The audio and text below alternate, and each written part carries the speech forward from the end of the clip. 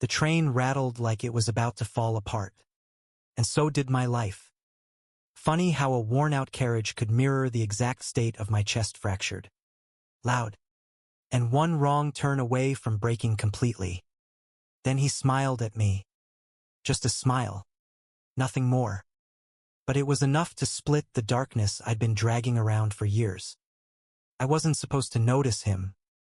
Not really. After all, New York trains are filled with people you glance at and then forget 5 minutes later. But this stranger was different. He had this infuriating calm about him, like the chaos of the world bent around his stillness. He leaned against the train window, sunlight bleeding across his jawline, making him look like he'd walked straight out of some half-finished painting. And me, I was just the fool staring too long. His eyes flicked up, catching mine before I could turn away. Most people would have looked right through me, but he didn't.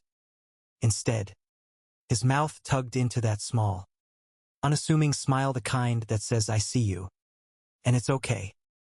That was the beginning. I'd spent most of my 22 years learning how to disappear. Growing up in a small town in the Midwest, I'd mastered the art of being invisible, kept my head down, played it safe, and swallowed who I was so deep I almost convinced myself it wasn't there. Almost. But moving to New York didn't magically fix me. Sure, the city was louder, freer, bursting with every kind of life I'd only seen on screens. Still, inside, I was the same boy who couldn't say out loud that he wanted love, not just any love, but the kind that had a face, a body, a heartbeat that matched mine. And now here he was, sitting across from me on a train, smiling like he knew every secret I was too scared to admit. I tried to look away, tried to convince myself it was nothing. But my body betrayed me. My fingers tapped nervously on my sketchbook, the one place I usually hid when the world got too heavy. I'd been drawing faceless men for weeks, shadows I told myself were just practice, not longing. And yet, when I glanced down, I realized the jawline I'd been sketching all morning looked an awful lot like his.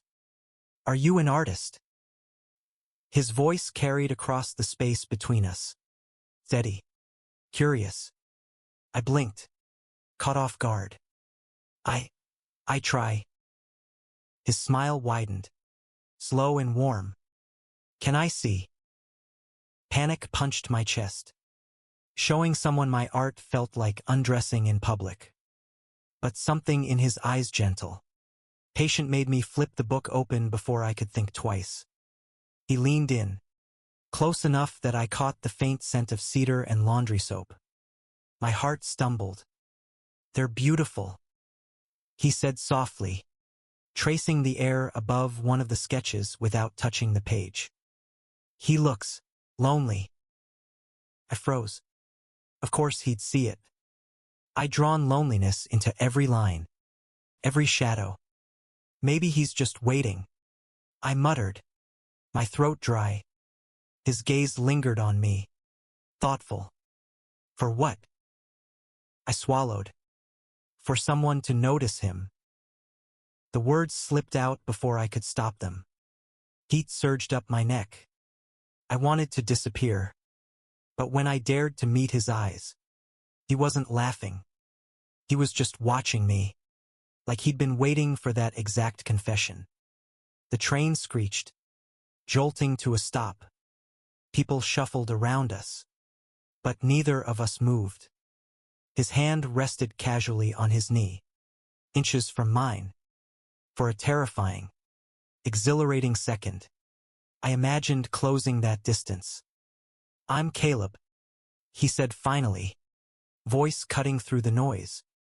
"Ethan," I answered, my voice barely audible. He nodded, as if sealing some unspoken pact. Then, without hesitation, he asked, "Do you take this train every day?" My heart thumped. "Yeah, mostly." "Good," he said, eyes flicking to the window as the train lurched forward again. Then maybe I'll see you tomorrow.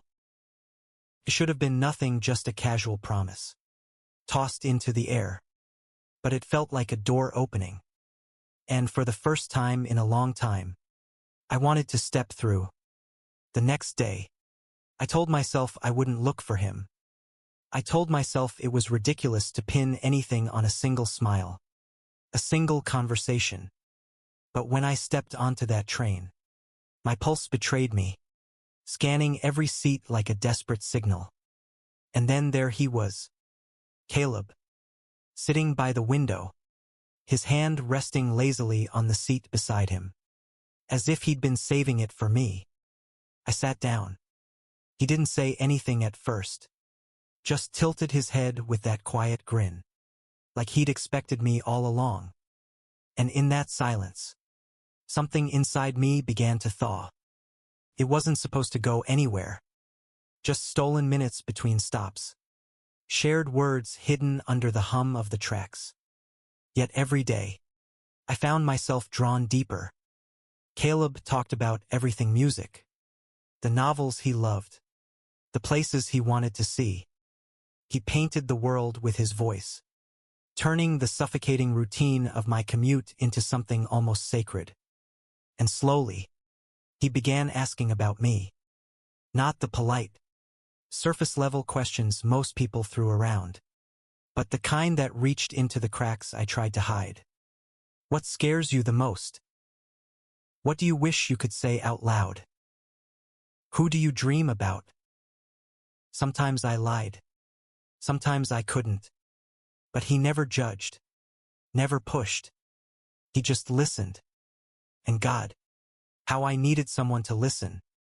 One evening, the train was nearly empty, the city lights blurring outside as the world grew darker.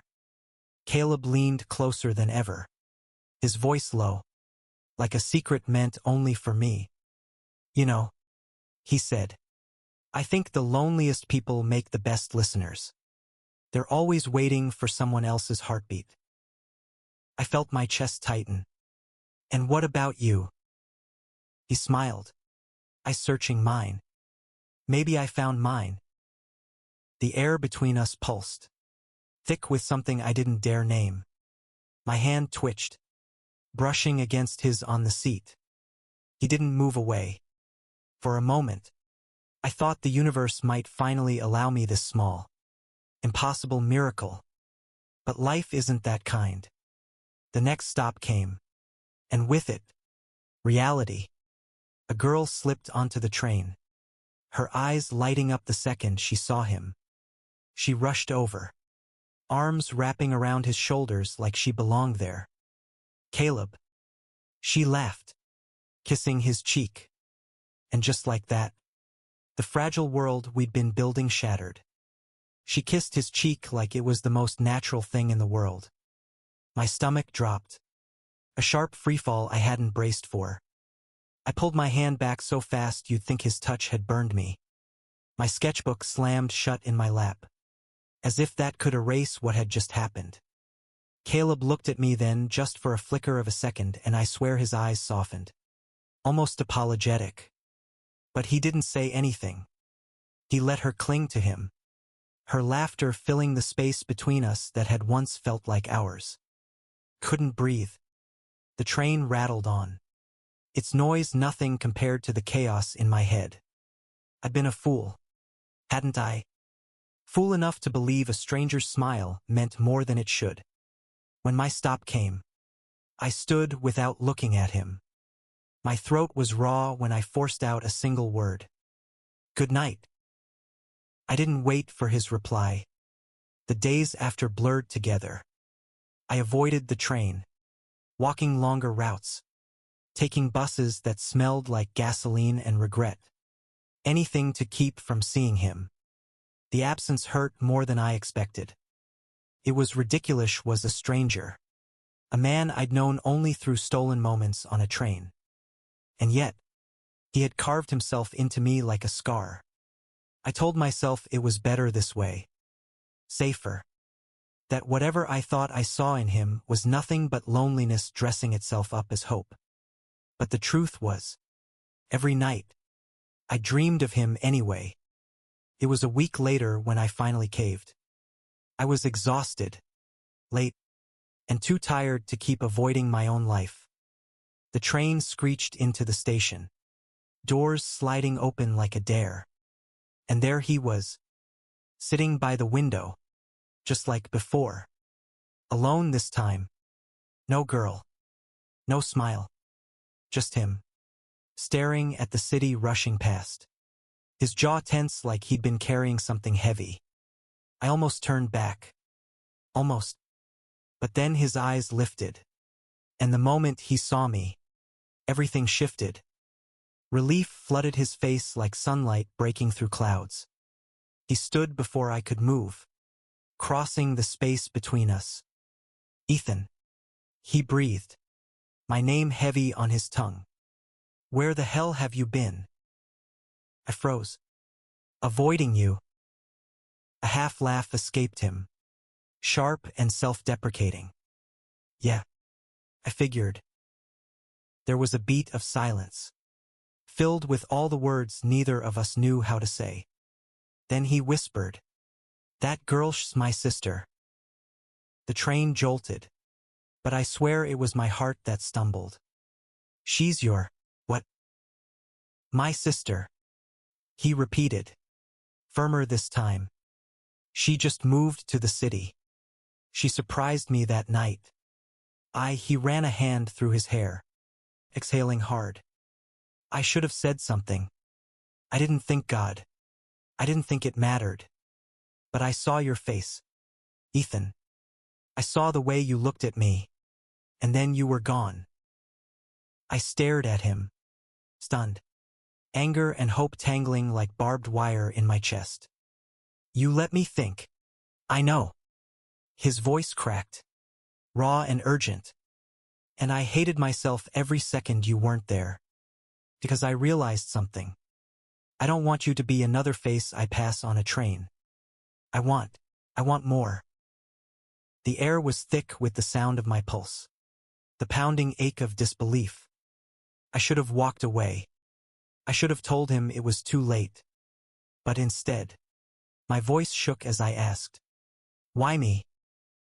His eyes softened. No hesitation. "Because when you look at me, I feel seen. And I don't know the last time that happened." The train screeched into another stop, the doors sliding open, passengers shuffling in and out. But neither of us moved. The city could spin on without us. We were rooted here.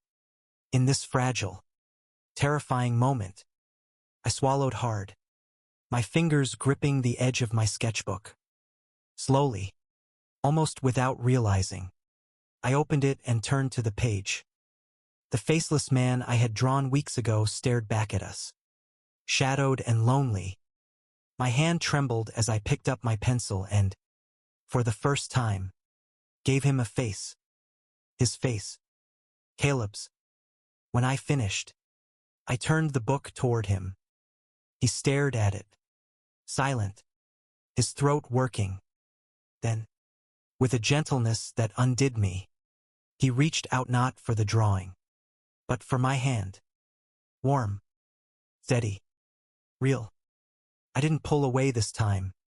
The days that followed were nothing like the fairy tales I'd grown up pretending not to want. They were messy, complicated, full of laughter that sometimes ended in silence too heavy to ignore. But they were ours. Caleb wasn't perfect. Neither was I. We stumbled. We doubted. We fought against the old ghosts of fear and shame. But every morning on that train, when our shoulders brushed and our smiles found each other through the noise, I realized something simple and profound. Happiness doesn't crash into your life like fireworks. It slips in quietly, in the shape of a stranger's smile on a train. And sometimes, if you're brave enough to hold on, it stays. Months later, we sat together on that same train, the sun sinking into the skyline. My sketchbook lay open on my lap, no longer filled with faceless shadows but with him, his laugh, his profile, the way his hand always found mine. Caleb leaned his head against my shoulder, his voice low enough for only me to hear. Do you still dream of strangers? I looked down at him, at the boy who had once been a mystery and had now become my home. No, I whispered, threading my fingers through his. I only dream of you. The train roared on, carrying us forward. And for the first time in my life, I wasn't running from myself. I was running toward something, someone. Toward him. Toward us. And maybe, just maybe, toward the kind of love I had always been too afraid to believe in. Thank you for listening. Don't forget to like and subscribe to stay updated with the latest videos.